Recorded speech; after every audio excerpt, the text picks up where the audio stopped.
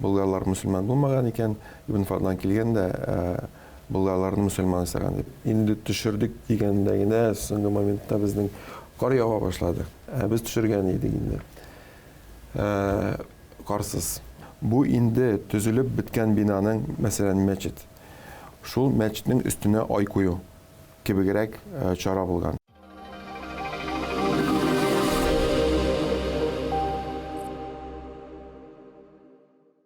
Ассаламу алейкум ва рахматуллахи ва баракатуху. Дин турында подкастлар сериясе дәвам итә. Бүген бездә кунакта режиссер, продюсер Айназ Мөхәммәтҗанов. Ассаламу алейкум ва рахматуллахи ва баракатуху. Ва алейкум ассалам. Тимер кызган вакытта сразу сорап калабыз. Безнең быел 2022 елның төп символы, төп асылы ул ислам динен кабул итүнең 1100 еллыгы һәм шуңа карата булган барлык төр мероприятиялар дип әйтик инде. Һәм шушы кино өлкәсендә инде сез режиссер дип әйттек, син турында продюсер инде. Шуңа күрә кино өлкәсендә Татарстанда үзенең бер теге стереотиплары бар инде, теге татар киносы дигән. Әмма без инде халыкта белә төшерәбез кино дип әйтик инде, әйме? Ибн Фадлан турында, әйдәгез шуның турында, шуннан башлыйк. Ибн Фадлан дип әйтәбез дә, ул дөресен әйткәндә Ибн Фадлан турында ук түгел. Ул күбрәк безнең бабаларыбыз, болгар бабаларыбызның рәсми рәвештә дәүләт буларак ислам динен кабул итү. Монда да бер нечкәлеге бар аның, ислам динен кабул итү дип әйтәләр. Әмма ләкин күп кеше бу сүзне ишеткәч күз алдына китерә, менә болгарлар мусульман булмаган икән, Ибн Фадлан килгән дә болгарларны мусульман исәгән дип. Мондый менә теге ислам динен кабул итү дип әйтүнең монда күбрәк шундый мисал китерергә мин. Болгарлар алар мусульман булганнар, инде монда мәчетләр булган, монда шактый җәмгыятьнең бер өлеше ислам динендә. Һәм мондый мисал. Мәсәлән, бу бинаның нигезен салу түгел, ягъни свая кагуманда котлован казу түгел. Бу инде төзелеп биткән бинаның, мәсәлән, мәчет. Шул мәчетнең өстенә ай кую кебегрәк чара булган. Ягъни Ибн Фадланның монда килеп,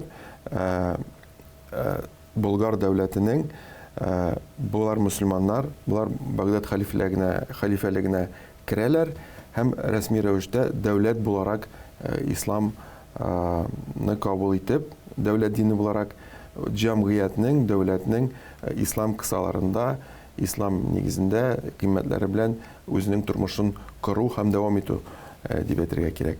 Һәм моны без фильмда да күрсәтергә тырышабыз. Инде фильмга килгәндә, моны шуны әйтергә кирәк, бу безнең кино дип әйтәбез дә, ләкин монда документаль өлеше дә бар, һәм аның сәнгати, художественный өлеше дә бар. Әлегә хәтлек без күбрәк менә безнең уен сценаларын төшердек. Тагын безнең әле 4 сәхнәне төшерәсе бар. Инде шул рәттән без әкрен генә документаль өлешендә төшерә башладык. Монда инде әлбәттә без күпмедер дәрәҗәдә эшне эшләдек инде, әзерлек өчен, һәм дә инде күбрәк хәзер менә съемкаларны башлап җибәрәбез, дәвам итәбез. Бу шактый катлаулы проект ни өчен дигәндә, чөнки Ибн Фадланның сәяхәте турындагы язмасы, трактаты нигездә, рисаләсе нигездә тора, һәм аңа нигезләнеп без моны эшлибез. Үзе ул сәяхәт 1 ел дәвам иткән, 921 елның 21 июнендә алар сәяхәткә чыгалар, карван, һәм дә инде 922 елның май уртасында монда булалар һәм Багдад халифәсенең хатын укыйлар, һәм инде шул теге рәсми чараны үткәрәләр. Бу бик озак сәяхәт, чөнки бу сәяхәт аның хәтлек зур расстояние түгел, ерак түгел, 1 ел барырлык. Ни өчен ул шундый озак булган? Чөнки төрле җирдә тукталып, төрле вакыйгалар булып, тоткарланып, итеп башлай алар 1 ел дәвамында төрле маҗаралар белән килеп җитәләр. Ләкин аларның максатлары Болгарга бар идеме, әллә Теге монда кирип чыкты ха булгарга. Әлбәттә, аның төп максаты Болгар дәүләтенә килергә. Болгар дип әйткәндә, менә ул вакытта Болгар шәһәре әле булмаган. Хәтта Биләр шәһәре дә ул менә башкала буларак соңрак нигезләнә. Шул Ибн Фадланның шул посольствосы килгәннән соң гына бу шәһәрнең нигезе салына, һәм шул ук кәрван белән килгән остазлар, шул кешеләр бу эштә катнашалар. Бу Болгар дәүләтенең күчмә тормышыннан шул утрак тормышка күчү дәвре дип әйтгәндә. Әлбәттә, ул вакытта шәһәрчекләр кебек безнең күзлектән караганда ул авыллар инде. Агач йортлардан торган торак пунктлары булган. Алар күп булган. Әмма ләкин Болгар җәмгыятенең бер өлеше әле күчмә утырышта була. Менә шул да үзгәрешләр безнең фильмда чагыла. Ни өчен ул сәяхәт шундый узак була? Чөнки Багдад белән Болгар арасында күп дәүләтләр, монда Саманидлар дәүләте ул Иран инде, аның башкаласы Бухара була. Аннары Джурджани, Хорезм, далалар, ул далаларда төрле халыклар, агузлар, төрле төрки милләтләр, һәм дә инде менә шул арадагы халыклар, мәдәниятләр, дәүләтләр белән дә болгарларның да һәм Багдад дәүләтенең дә мөнәсәбәтләр булган. Һәм дә бу арадагы мөнәсәбәтләр алар бер төрле генә булмаган. Кемдер бу сәяхәткә риза булган, кемдер киресенчә арадашчы булып болгарларның турыдан-туры Багдад хәлифлеге белән эш итүләрен ошатмыйча, ничектер бәлки киртә дә куярга тырышканнардыр, ничектер тоткарларга. Шуңа күрә бу сәяхәтнең бер ел дәвам итүе шундый сәбәпләр белән, сәяси сәбәпләр белән дә бәйле.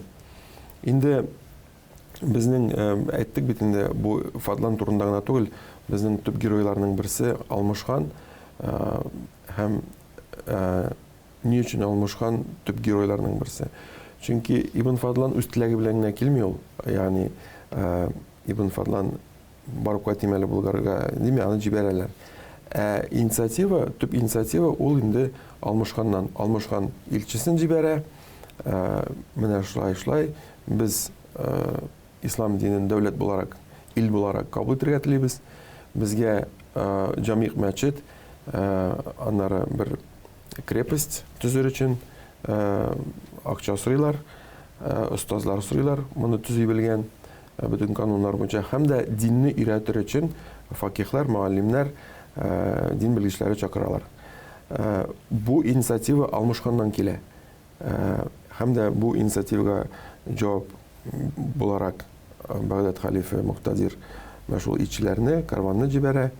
Һәм дә инде Алмашхан тарафыннан да бу шактый җитди адым, чөнки ул вакытта Болгар дәүләте Хәзәр каганлыгы астында була. Хәзәр каганлыгының әлбәттә инде бу теге соңгы бетеп барган чорлары. Әмма ләкин әле барыбер хәзәрләр Болгарның менә шул дин кабул итүен һәм дә яңа мөстәкыйль тормыш баруына каршы булганнар. Бер мисал китерим инде, бу Ибн Фадланның рисаләсендә дә бар, һәм без аны фильмда чагылдырабыз. Ибн Фадлан яза. Алмашханның кызлары була, бер кыз инде шактый чибәр, һәм Хәзәр каганы аны үзенә хатынлыкка сорый. Аны инде 30 мең ничә хатыны булган була, целый гарем. Шул Алмашхан үзе мөселман, кызы мөселман, аны бирергә теләми. Дәүләтләр арасында инде бу никахлашу өйләнешү ул дәүләт арасындагы мөнәсәбәтләрне ничектер теге бер гарант буларак теге бер чара була инде. Әмма ләкин Алмашхан аны бирергә теләми, ләкин хазарлар моны көч белән алып китәләр. Көч белән алып китәләр, әлбәттә бу теге хәрби көч белән, анда угроза белән ничектер бу кызны алып китәләр һәм ул аның кызы шул итилдә Хазар дәүләтендә үлә. Икенче кызында, инде ул кыз үлгәч, икенче кызын сорыйлар. Ул теге заложник буларак, инде менә шул теге дәүләтләр арасында бер тәэсир итү чарасы, ягъни контрольдә тоту чарасы. Алмашхан үзенең кызын бер болгарларга бәйле булган Әскәл дигән бер кабиләнең башлыгына кияүгә бирә. Аннары инде аның улын да алып китәләр Хазар каганлыгына. Улының тормышы турында мәгълүм түгел, ләкин без инде уйлыйбыз, ул аның улы аннан кайткан һәм инде бу минең вакыйганың ахыры хәерле булган дип уйлыйбыз инде. Менә шундый ниләр, мисаллар, менә шундый үрнәкләр без дә аны фильмда чагылдырырга тырышабыз. Безнең документаль өлешендә инде әлбәттә без күбрәк тарихи чыганакларга итеп, моның художественный, менә шул теге игровой уен ниләрендә без инде әлбәттә күпмедер дәрәҗәдә художественный вымысел дип әйтәләр. Монда инде теге әз генә караучыга тәэсир булсын дип, без инде аны драматик яктан, актерларның уен ягыннан, менә сәнгать ягыннан без аны ничектер тәэсирлерәк итергә тырышабыз. Драматик бояту дип әйтсәк инде. Әлбәттә. Менә Ибн Фадлан бит инде ул сөймешле Багдадтан чыгып киткән, Булгарга кадәр барган, анда инде генә җирләрдә булмаган, фильм төшерү һәрвакытта монда төшерү, тегендә төшерү, география яктан кайсы якларда булдыгыз, нинди якларны күргә туры килде, нинди яңа җирләрдә булдыгыз? Һәм шулай кыенлыклар һәм маҗаралы вакыйгалар турында сөйләп китсәгез иде, менә җәйкене кыш төшерү турында, шундый. Кино бик кызык нәрсә инде ул, чөнки бигрәк тә тарихи кино ул күп әзерлек таләп итә. Монда инде без табигатның у природы нет плохой погоды диләр, әмма ләкин без безгә кирәкле вакытта булуын күздә тотып, чөнки ул вакыйгалар язылган, качан булган, кыш көне булган икән, без аны кыш күрсәтергә тиешбез, җәй икән, анда яз икән, без аны яз итеп күрсәтергә тиешбез. Әмма ләкин безнең хәзерге көндәге нигә туры килмәскә мөмкин. Шуңа күрә инде без география ягыннан алганда без иң беренче төшердек Астрахан өлкәсендә, Харабали дигән шәһәрдә, анда Мосфильмның декорациялары, киногородок, киношәһәрчеге бар. Арда фильмын төшерелгәнне, әмма ләкин без әлбәттә аны ниндидер бер условный урта гасыр бер локациясе буларак алырга күрсәтергә тырыштык. Бу Джурджани дигән җирдә Ибн Фадлан үзенең бөтен караваннары белән анда 3 ай кышлыйлар. Далага чыгып китер алдыннан 3 ай шунда булалар. Маҗараларга килгәндә, менә шундый бер момент булды.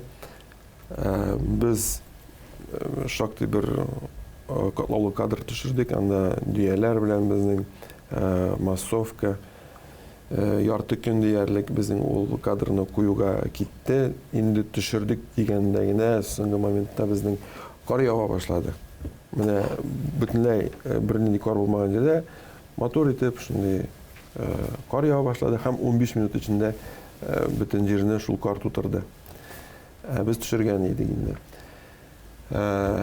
Карсыз кадрлар ярар, хәзер нәрсәләргә ягыннан карлы итеп төшерергә кирәк бит инде. Карлы итеп төшердек тә, зур җил чыкты, декорацияларны, ниләрне, драпировкаларны актара башлады. Без инде съемканы туктатып, киләсе көнне бу төшерелгән өлешкә нигезләнеп инде қарлы, қар түшкен локацияда сценарийны тиз генә үзгәртеп, яңадан төшердек. Һәм инде 3нче көндә шул Харабалида төшергәндә без төшереп бетердек инде. Шулай ук соңгы кадрларда яңадан кар ява башлады кадрда. Шулай итеп без шундый боевой условиядә инде кемнәр съемочная группа безнең әйтә, кем Харабалида булды, ул шул башка бер нәрсәдән дә куркмый. Бу беренчедән Казах даласы, ул Астрахань өлкәсе булса да, анда дала, җил, гомумән локациягә барганда бер 40 километр, бер кая чыгып китеп булмый. Шундый кырыс условияларда, кырыс шартларда төшердек. Инде аннары тагын нинди кызыклар булды. Без Этне районында төшергән идек. Мен шул далада барганнарын. Анда инде безнең табигать безнең яклы булды.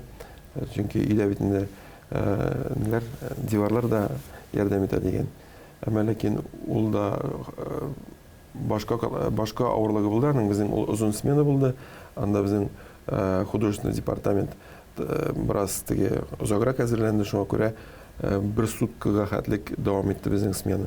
Ягъни көндез бер көннең иртәсендә башлап, ул көнне аннары төнне буена иртәнгә хәтлек 22 сәгать булды смена. Туктатып булмый, чөнки туктатсаң аннары үзгәрә, башка көнгә безнең планлаштырылмаган кешеләрнең, актерларның, съемочный группаның уже башка сменалар эшләйтеп, без менә шундый озын сменада анда көндезге һәм төнге ниләрне сәхнәләрне төшердек инде. Шундый кызыклар булды. Бәлки Алида сораулар бардыр. Бишенке миндә алда бик күп, әлбәттә шул фильм буенча, ни буенча, әмма Без инде фильмнан башка тема күчәбезме? Фильм турында да мин әле күп сөйләп була минемчә фильм турында, ләкин бит башында башлап җибәрдем сезне продюсер, режиссер буларак һәм әйдәгез күбрәк сезнең турында сөйләшик, менә шул режиссерлык турында, продюсерлык турында. Минем бер сорау бар, ләкин мин аны запаста тотам. Алиядән көтәм сорау. Аназабай, сез режиссерлыкка килгәнче нинди профессиональ үсеш юлы үттегез?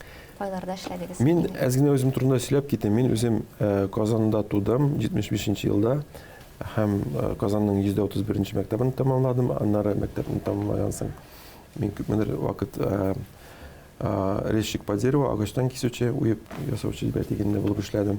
Һәм аннары бер ел мәдрәсәдә укыдым, Мөхәммәдия мәдрәсәсендә. Анда мин теге бетерәм дип бармадым, гомумән динне өйрәнер өчен дип, мен шул теге ул вакытта әле кичке яисә заочный формалар юк, шуңа күрә инде менә шундый мөмкинлек бар иде. Мин бер ел Мөхәммәдия мәдрәсәсендә укыдым. Мәдрәсәдән соң инде мин Казан финанс институтына кереп, Казан финанс икътисад институтын бетердем. Минем төп белгечлегем икътисадчы. Әмма ләкин институтта уку вакытыннан башлап инде яза башлаган идем, төрле газетләргә, татарча, русча, күбрәк инде әлбәттә икътисад темасына, һәм дә инде менә шул журналистикага мин икътисад темаларына язучы буларак кирип киттем. Татар конгрессында эшләдем, анда инде татар темасына да күп яздык. Аннары Татарстан журналында, Молодежь Татарстан газетасында эшләдем. Россия Ислам университетында, монда Диния нәзаретендә дә эшләдем. Күбрәк инде әлбәттә булар бөтенесе дә шул медиа белән бәйле иде. Мәсәлән, монда Диния нәзаретендә озак булмаса да мин пресс-службада эшләдем. Минем хәтта трудовой книжкага пресс-секретарь Думырта дигән язуым бар. Һәм дә аннары ничектер теге кире газетага китеп, газеттан аннары Россия Ислам университетына эшкә кердем. Анда мин проректор булып эшләдем. Анда шулай ук мин коммерция эшләре белән һәм менә шул медиа, ягъни пресс-службалар, ниләр бөтенесе шул мәсьәләләр белән шөгыльләнәм инде. И аннары инде шул вакытта мин журналистика бик киң әйбер бит ул. Газетта язучы да журналистика, радиода эшләүче да журналистика, ягъни хәзер менә төрле блогинглар, әллә нәрсәләр бар. Мин дә журналистиканың язу тармагыннан закадровый текст аркылы, мен шулай кергән видеопродакшнга кирип киттем. Баштан закадровый текстлар яздым, сценарийлар яздым, аннары инде съемкаларда катнаша, төрле мен шул видеопродакшн, ягъни видео җитештерү өлкәсенә кирип киттем. Һәм дә инде соңгы 12 ел була инде. 12 ел мен шул видеопродакшн өлкәсендә эшлим. Әлбәттә инде анда төрле безнең дини проектлар да булды. Анда беренче документаль фильмнар, алар минем гомумән дин, ислам, милләт темаларына булды. Һәм шул вакытта минем икътисад белгечлеген күрәмсең үз ролен уйнады. Ниндидер бизнес темаларына да без роликлар эшләп, анда тапшырулар, неләр эшләп, монда инде ул под заказ эшләнә иде. Һәм хәзер дә шулай минем заказчиклар арасында ел төзүчеләр дә бар, дәүләт оешмалары да бар. Һәм шул вакытта менә шул дин темасы да минем бара. Ул ничектер теге институт учурунан алып, минем менә дин темасы һәм ничектер теге бизнес, икътисад темасы минем менә үзара теге катнашып нитеп барды. Бу кичкенә бер реклама булсын өчен дигәндә, әгәр дә тагын бер кеше үзенә бер яхшы ролик ясыйсы килсә, кемгә мөрәҗәгать итә инде һәм нинди компанияга? Ну, нәрсә теләй бит ул. Монда дөресен әйткәндә, мин теге үземә реклама ясау теләмәс идем. Бүген көндә видео булсын, гомумән, мин әйтәм, визуаль чаралар бик үсә, һәм без күреп торабыз бүген көндә менә сүз белән түгел, рәсем белән, сурәт белән, хәрәкәтләнгән сурәт белән халыкка, кешеләргә җиткерү ысулының роле арта бара. Бүген көндә бу өлкә үсә һәм аның үскән сайын төрле тармаклар барлыкка килә, һәм специализация барлыкка килә. Әлбәттә инде безнең күпмедер дәрәҗәдә үзебезнең ниләрбез бар, көчле якларыбыз бар, әмма ләкин инде кемдер теләй икән, махсус нидер нәрсә, безнең коллегаларыбыз бар, без әйтәбез, безнең шул эшне булар яхшырак эшли, бу эшне тегеләр яхшырак эшли дип. Әлбәттә инде әгәр дә үзем алынам икән, мин шул ниләрне инде коллегаларны, әйтик, белгечләрне җәлеп итәм. Гомумән видеопродакшн өлкәсендә, кино өлкәсендә, режиссура өлкәсендә шундый теге катлаулы иҗат дип әйтгәндә өлкәләрендә бер кеше бер нәрсә эшли алмый. Монда командадан тора, монда башка кешеләр белән бергә эшләүдән тора, алар белән уртак тел табу белүдән күп нәрсә тора. Шуңа күрә инде монда урыслар әйтмешләр, один в поле не воин. Монда менә шул күмәкләп эшли торган әйберләр бу. Бу кинога да кагыла, бу Ибн Фатланга да кагыла. Монда дөресен әйткәндә Ибн Фатланга кире кайтсак инде Татарстанда менә кинематографик нинди кешеләр бар, бөтенесе дә бу эшкә җигелде. Яшьләр, анда бигрәк тә инде менә мин үзем өчен дә күп шәхесләр, күп белгечләр ачтым. Моңа хәтлек алынмаган эшләр булды бу. Үземә дә бик зур теге планкалар куеп үсү булды. Һәм башка кешеләрнең дә бу проектта катнашуы, менә шундый теге алар өчен дә үсү булды, һәм алар белән эшләп аларны да тану булды. Бер сорау, сез хозур товарда карыйсызмы? Дөресен әйткәндә, мин гомумән телевидение карамыйм, чөнки минемдә телевизор юк. Мин телевизорны 1-8 ел карамыйм.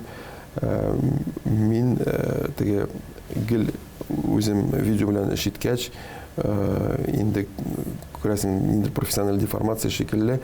Беренчедән, икенчедән, бүген көндә интернет булганга күрә, без инде үзебез теләгән әйберне карый алабыз. Мин дә күбрәк хозурның төрле проектларын күзәтеп барам, карыйм, ләкин аны мин күбрәк шул интернеттан, соцчелтәрләрдән, YouTube'тан нидән табып. Гомумән теге телевизордан түгел, телевидение эшчәнлеге белән таныш барасызмы дигән сорау иде бу. Ни өчен әйтәм? Сез бик акыллы гына фикер әйттегез. Бүгенге көндә халыкка ничектер сүз белән түгел, текст белән түгел, нәкъ менә видео белән тәэсир итү көчле дип инде. Мәсәлән, Хозур ТВ үзенең дәгъватын дип әйтгәндә шулай видео продакшн аша җиткерә бит инде. Сез менә шушы өлкәдә профессиональ шөгыльләнүче кеше буларак сорау, дингә чакыруның менә дәгъватның эшчәнлеге телевидение аша ничегрәк башкарып була, ул кулаймы, уңайлымы, уңай тискәре яклары дигәндәй. Ну, монда аның менә бу бик яхшы сорау һәм ул сорауның бик күп төрле яклары бар. Беренчедән, әлбәттә, минемчә видео белән, гомумән визуаль чаралар белән бу көндә кешеләргә җиткерү, үз фикереңне, динне аңлату, минемчә ул эффективрак. Ни өчен дигәндә, шундый мисал китерик. Без инде мин Хозур белән хезмәттәшлек итәм, сез аны беләсез. Һәм монда инде социаль роликлар төшергәнбез. Һәм без санап карадык. Менә безнең менә шул социаль роликлар, Хозур өчен төшерелгән социаль роликларның берсе, анда 10 миллионнан артык карау, ул теге инде YouTube'та гына түгел, башка сезнең ниләрне алганда, һәм аны башкалар да репост ясап нитеп, анда миллионнар караулар җыйдылар. Бу һәм дә мин санап карадым, әгәр дә мәсәлән берәр мәчеттә, Казанның бер урта мәчетендә хәзрәт менә җомга вагазын сөйли. Һәм менә шундый хәтлек аудиториягә җитер өчен күпме вакыт кирәк булыр икән, җомгаларны сансак, ул 500 елдан артык кирәк булыр иде. Менә шул бер роликның аудиториясын чагыштырганда һәм җомгага килгән кешеләрнең аудиториясын белән чагыштырганда 300 елдан 500 елга хәтлек вакыт кирәк, бөтенсен бергә кушсаң. Әлбәттә, җомга вагазы ул безнең динебезнең шарты, ул ничек дип әйтгәндә булырга тиеш. Беренчедән, икенчедән, монда чагыштыру инде бераз аның не бар, ничек дип әйтим, кимчелеге бар, чөнки кеше үзе сөйләп, үз күзе белән күреп, үзе ишетеп, бу менә теге якын дистанциядан дип әйтик, әлбәттә ул тәэсирлерәк. Монда дөрес тә түгелдер. Әмма ләкин менә бу аудиторияны чагыштырганда без бит ни дибез, мәдәни җихад дибез. Җихад дигәндә ул теге сугышу түгел, тырышу, дин өчен тырышу. Менә безнең җихадыбыз бүген зур мәйданнарда түгел, менә шул кечкенә генә экран нибездә безнең җихад мәйданыбыз шул. Динебез турында игълия калиматуллаһ, ягъни динебезнең өстенлеген күрсәтү, Аллаһның сүзенең өстенлеген күрсәтү, безгә мәйдан, менә шул кечкенә генә телефон булсын, зурак планшет, манда телевизор, яисә анда компьютер, ноутбук мониторында, менә безнең көрәшебез шунда бара. Бу бер ягы. Икенче ягын, әлбәттә, моны сыйфатлы итеп, тәэсирле итеп алып барыр өчен монда гел өйрәнеп торырга кирәк, гел бу үзгәреп тора торган өлкә, яңа ысуллар, яңа технологиялар, кешенең, җәмгыятьнең үзгәрүе бар.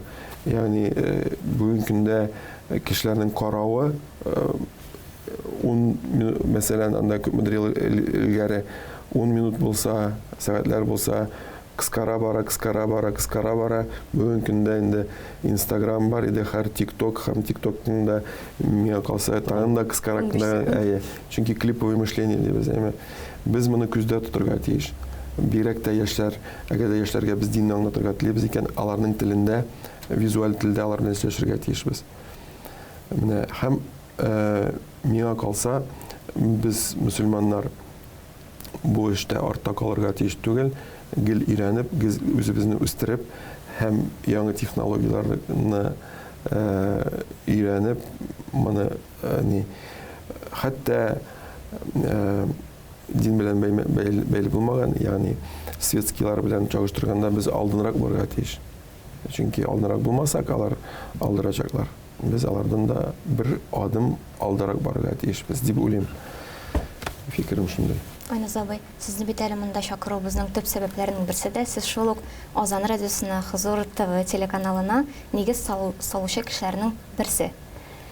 Менә ул чорда ниятләгән, планлаштырган инде менә шунда уйларыгыз, эшләр бүгенге көндә тормышка ашырылдымы дип ничек уйлыйсыз?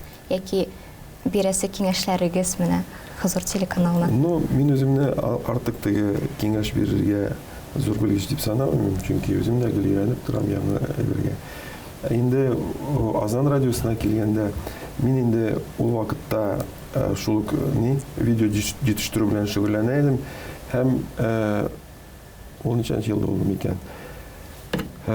Ул вакытта ук менә безгә мөселман телевидениесе кирәк. Безгә мин теге ул вакытта инде берничә документаль фильм төшергән идек.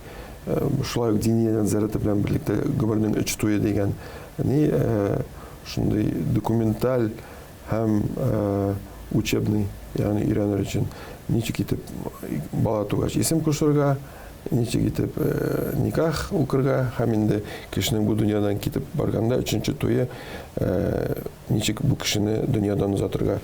Менә шундый фильмнар ниләр бар иде безнең гомумән исламның аңлата Моны бит инде бер тапкыр кайдыр анда нидер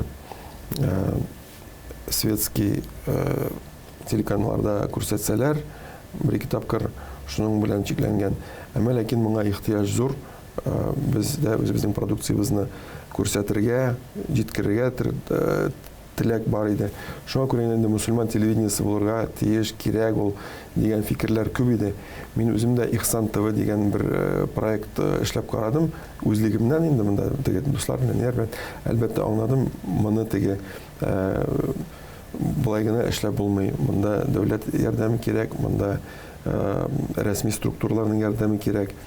Шуңа күрә инде әйдәгез телевидение эшлик дигән фикерләр белән Хозур ул вакытта бар инде. Шундый тәкъдимнәр бар. Әмма ләкин миңа тәкъдим иттеләр, менә радиодан эшләп карыйк әле баштан.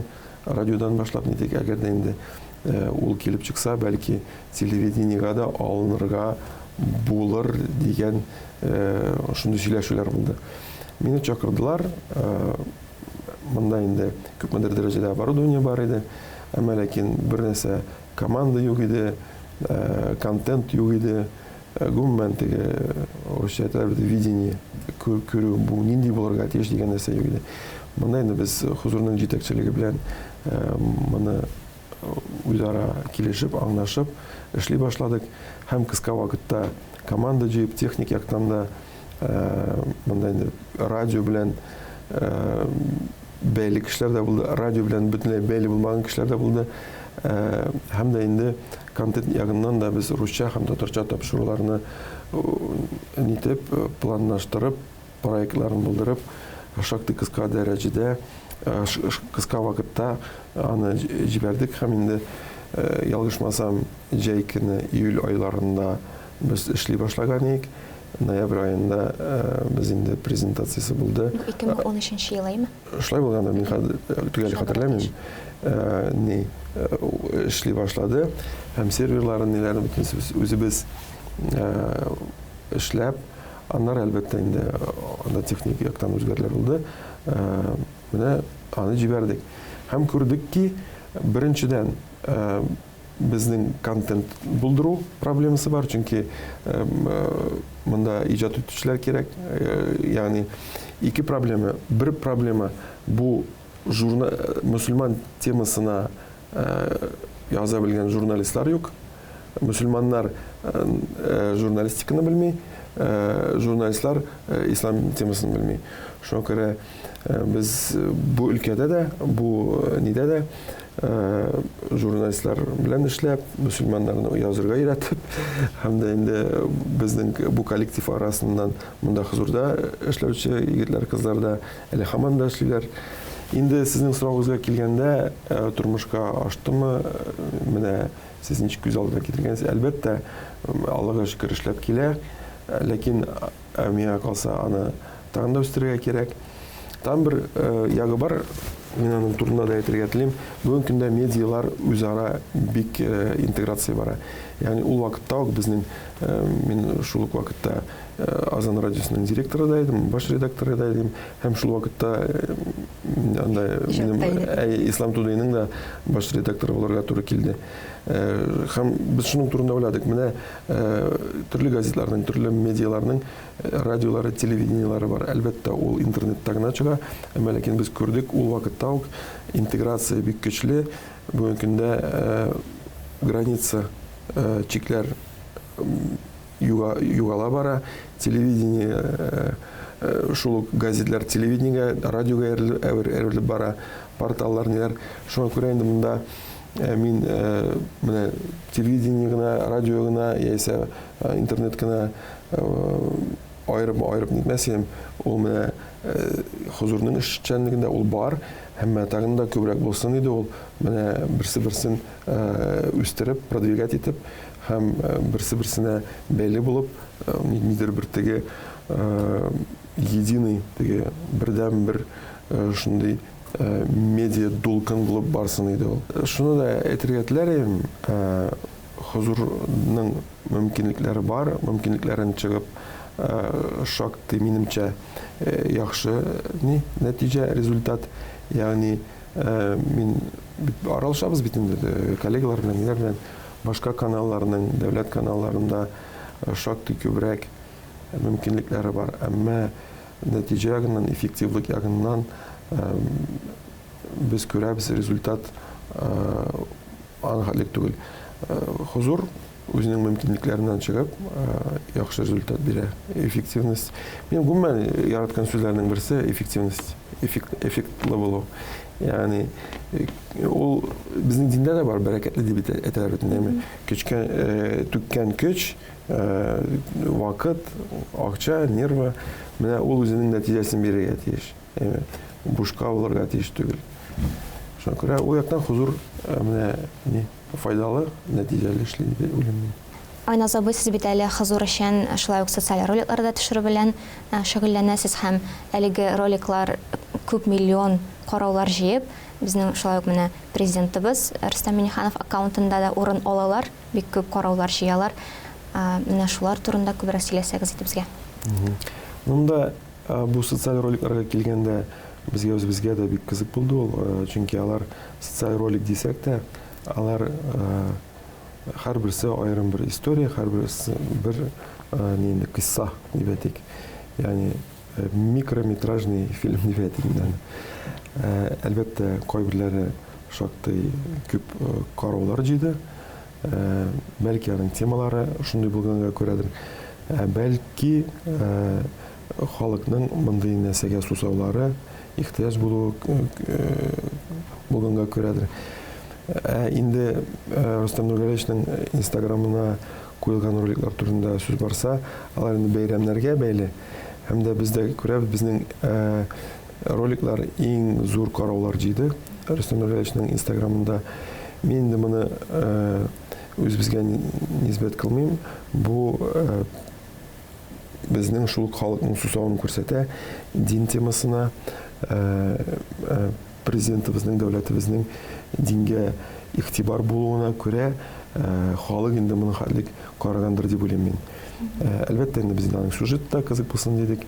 Әлбәттә, ничектер теге халыкның, кешеләрнең, караучының күңеленә дә ничектер үтергә тырыштык. Әмма ләкин инде минемчә моның шундый нәтиҗә булуы күбрәк шул сусау белән бәйле.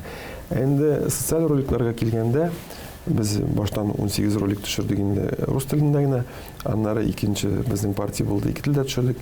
Без инде татарча дубльләр, русча дубльләр ясап, 18 ролик булды ул. Һәм кайберләре шактый күп просмотр җыйды. Мин шуны игътибар иттем, ул да булса хатын-кыз темасы, хиджаб темасы. Димәк, безнең җәмгыятьтә бу темага игътибар зур. Бу халыкны, кешеләрне борчып тора. анда инде карагына түгел, ул роликлар астында ни шәрехләр, комментарийлар, сүз көрәшү, менә шундый бер тормыш булуы да миңа бик кызык булды. Шуңа күрә мин киләчәктә бәлки менә шул хатын-кыз хиҗаб темасына менә веб-сериал төшерергә теләр идем. Бүген көндә әле ул ниндидер теләк кенә, ният кенә, аның ниндидер проработкалары бар. Әмма ләкин аны бер төшерү өчен бераз күбрәк вакыт һәм әлбәттә ресурслар кирәк. Минемчә, менә бу темага игътибар итәргә кирәк, чөнки хатын-кыз темасы гомумән һәм дә инде мөселман кызлары, хатын-кызлары темасы ул менә нишләптер безнең җәмгыятебезнең бик бер шул. Тагын Хатын-кыз темасы дигәндә без ул хиджаб дигән соцроликны бер тапкыр TikTokка куеп карарга уйлаган идек. Куйганның берничә сәгатендә иртә белән шуны теге караганнар микән сымыры дип кереп караганда инде 400 мең просмотр бар иде. Чыннан да ничектер якын. Ну, бәлки ул ни белән дә бәйледер. Менә без бүген көндә урамга чыгып карасак, менә хәзерге заманда дип әйтгәндә җәй көне бигрәк тә. Ират ул теге кыш көне кигән куртка менә шушындай күлмәктән ул чыгып китәчәк дип әйтгәндә. Хатын-кыз кыш көне бик каты киенә, ләкин җәй көне теге әйтәләр бит әле безнең яз көне килгәч чәчәк агачларыбыз теге яфрак яра, агачларыбыз киенә, хатын-кыз чишенә дип. Ничектер теге инде бүгенге көн яшьләре дә бүгенге көн теге динне ишетеп кенә белгән кешеләр карыйлар, күрәләр хатын-кызның киенү рәвешенә һәм ничектер тагы менә бит ролик бар. Монда бит гомумән бүтән төрле киенү рәвешен күрсәтәләр. Нәрсәсен бу? Ничектер теге сәйер, иратларның киенү рәвеше үзгәрми дигәндә. Шуңа күрәдер дә бәлки менә танымау. Бүгенге җәмгыятьне танымау яки бүгенге менә без күрсәткән әйберләргә ничектер теге ул бит без вакцина кебек калагач әзрәк кенә организмда кире бер нитеп ала бит әзрәк кенә булып ала, шундый шаукым. Монда да шундый шаукым бар булып ала. Шулай комментарийларда ниләрдә бәлки шуның да бәйледер, чөнки әйткәнемчә төбәтә иратка нәрсә, төбәтә киде, аның киеме инде гаврәтен каплый дип әйтәләр. Хатын-кызлар бит төбәтә киеп кенә гаврәт капланмый. Бу очракта да бәлки үзенең теге үз тәэсире бардыр инде хатын-кызларда. Без менә үзебезнең роликларда да, шулай соцчатларда да бик күп тапкырны куйган булды. Безнең әби-бабайлар шулай киенгән дигән, һәм анда карасаң чыннан да теге яулыгы да булган, аякларга кадәр төшеп торган, теге тубыкка кадәр төшеп тора торган итәкләр анда, монда кадәр төшеп тора торган җилкәләр дигәндәй, бик шундый элекеге ни арасында һәм бүгенге көн арасында контраст зур. Бәлки шуңадыр. Бәлки мин дә ул тема киенүгә генә карап әйтәм. Уйланган бар һәм дә аларына түгел менә серләрен ачып утырам инде монда. Хиджаб темасына документаль фильмда төшерергә телим мин. Мондай проект бар. Менә Ибн Фадланнан соң нәрсә булыр анда уйларбыз. Әлбәттә инде бу катлаулы мәсьәлә. Беренчедән монда менә без бит инде татар милләте, без пограничный милләт. Ягъни бер яктан безнең Европа, бер яктан мөселман илләре, мөселман дип әйтгәндә цивилизациясе. Һәм без менә шуның уртасында. Һәм әлбәттә ул чагыла. Киемдә дә, кешенең гореф-гадәтендә дә, тотышында да. Бу беренчедән. Икенчедән, монда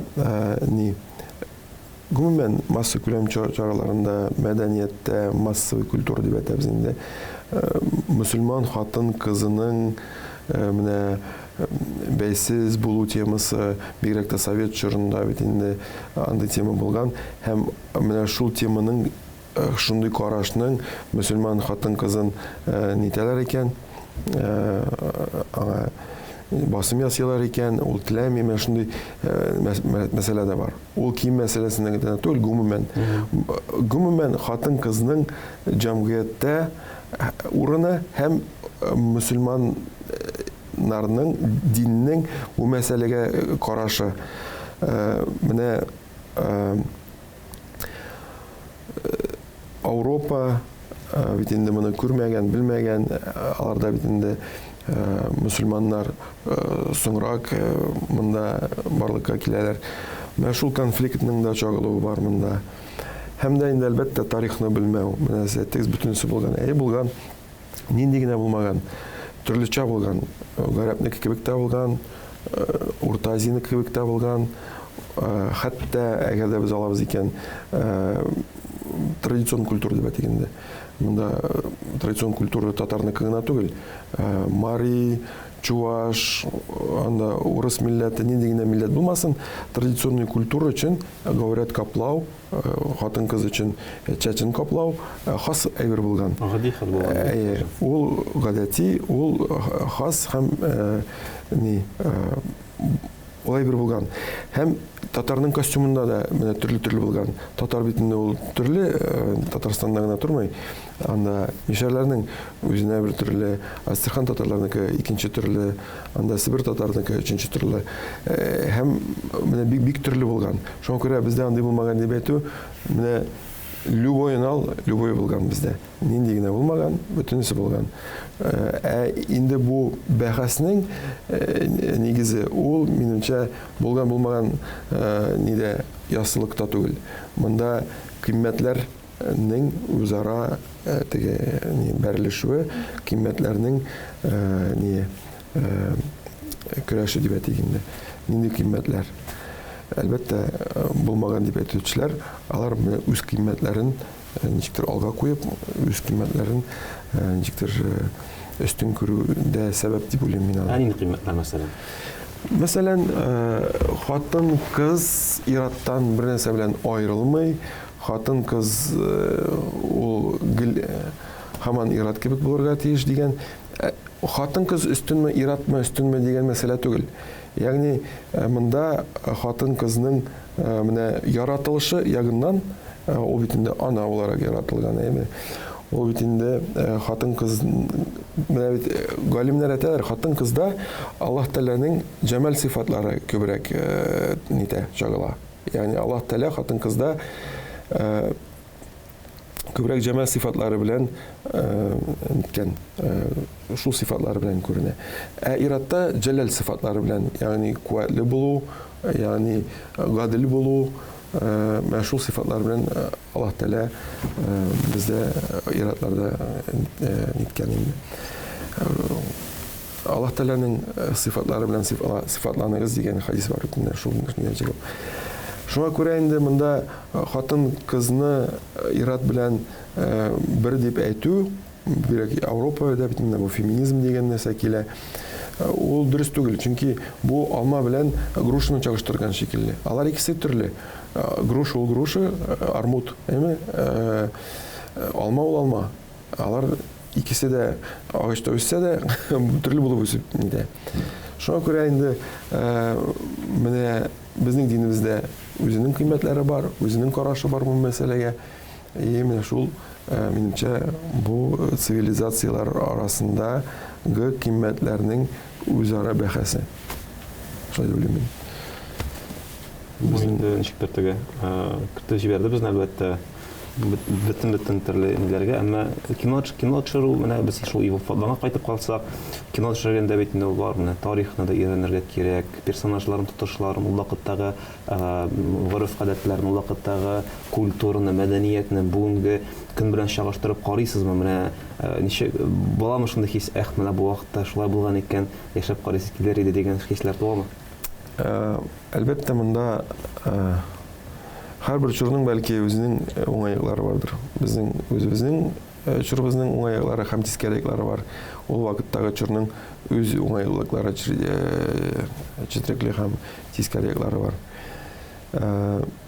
Әлбәттә, инде минемчә ул вакытта халык әле сафрак булгандыр дип уйлыйм минемчә. Чөнки пәйгамбәребезнең тормышына да якынрак вакыт, ул пәйгамбәребездән килгән шул мәгънәви чишмәнең әле ул якынрак, чистарак, көчлерәк дип әйтик. Һәм минемчә болгарларның да ислам динен кабул итүе ул бит Ибн Фатланга хәтлек булган. Бәлки Без инде рәсми рәвештә кабул ителде. әйе. Шуңа күрә инде минемчә инде ул болгарларыбызда, безнең болгар бабаларыбызда менә пророческий ислам дип әйтә бит Вәлиулла хәзрәт. Менә минемчә ул теге бәхәсле сорау булса да, минемчә аларда күпмедер дәрәҗә хаклык бар. Бу беренчедән. Икенче яктан безнең менә бүгенге чорыбызда безнең мөмкинлекләр, гыйлем өйрәнү, аның өчен Багдадтан чакырырга кирәкми. Ачасың да интернеттан Багдадтагы галимнең нин карап утырасың. Шулык видеосын дип әйтик инде. Видеосын карап утырасың. Сезнең коллегалар төшергән андагы Тел өйрәнергә телисең икән, телне өйрәнәсең. Бөтен мөмкинлекләр бар.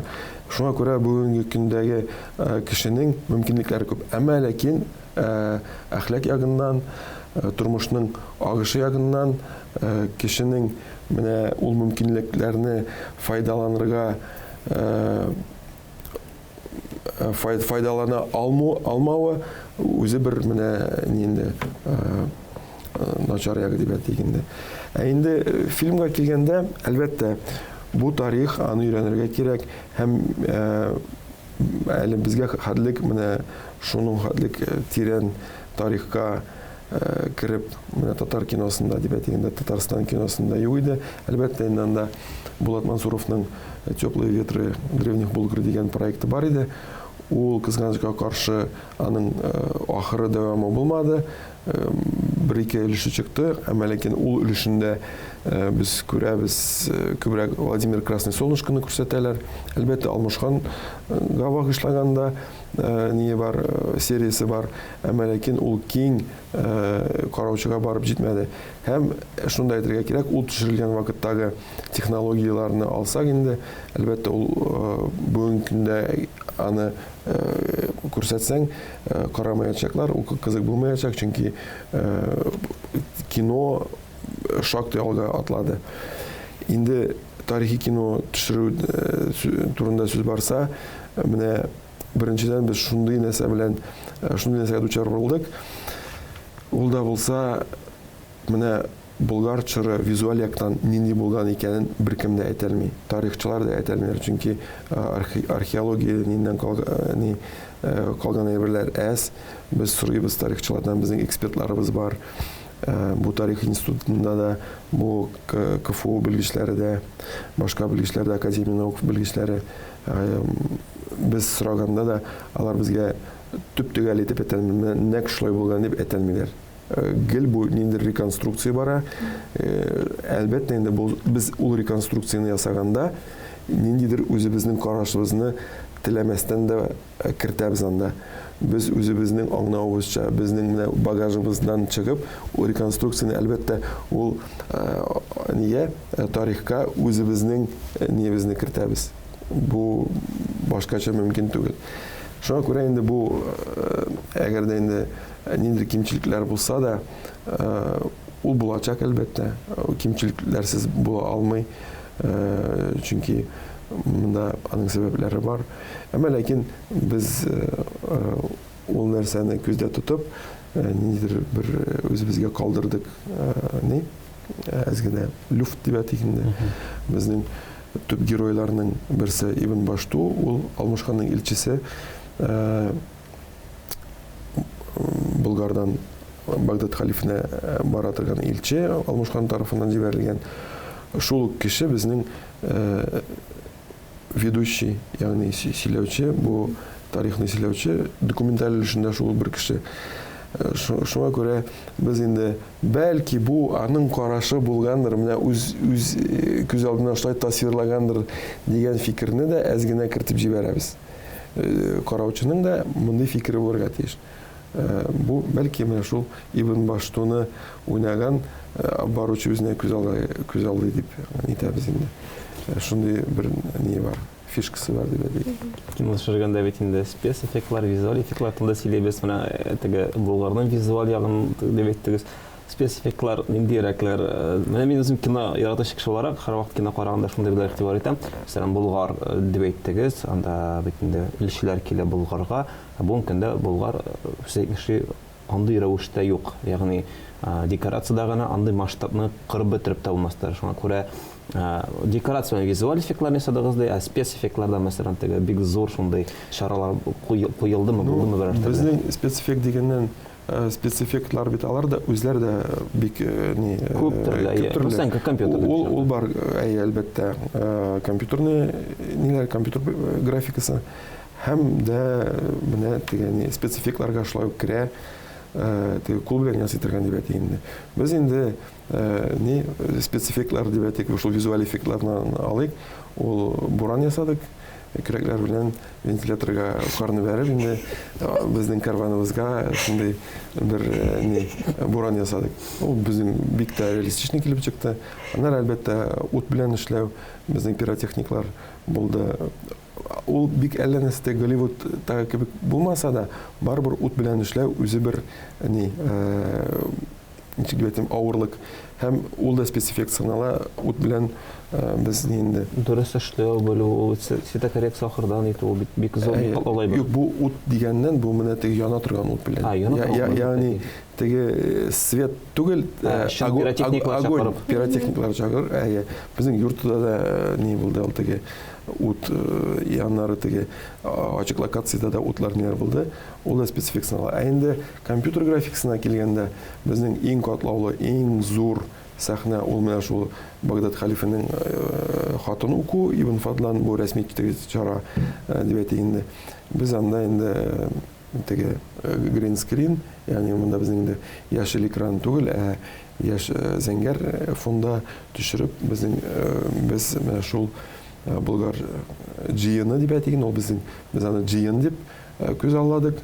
Менә шул җыенның бер өлешен павильонда төшереп җәйне күрсәттек. Без моны кышкыны җәй күрсәттек инде. Һәм дә